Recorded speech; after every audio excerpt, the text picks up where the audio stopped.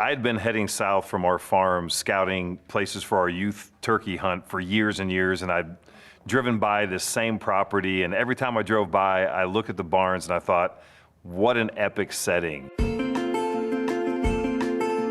I purchased my house in 1998, and the people who originally built the house, the early settlers to Darke County, were the Browns, and Vern Brown, according to the history books, had gotten the bell from a church that was torn down in the town of Palestine. And they put it up and used it as a dinner bell and to call in the farmhands and that sort of thing.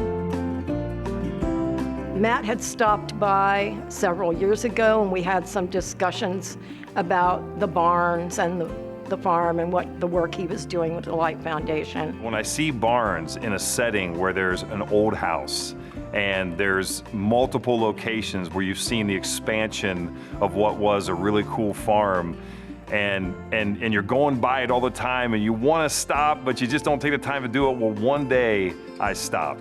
I go up to the door and I knock on it, and out comes Miss Susan.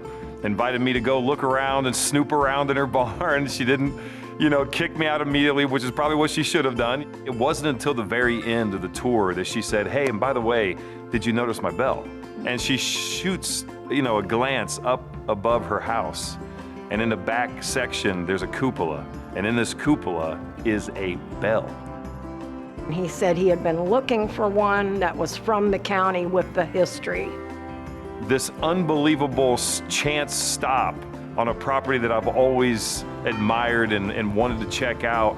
Now we have an opportunity to have a bell with a ton of history, and it's authentic and it's real, and it's got an awesome story with, an awesome woman who I think maybe felt like I needed a bell, and I did.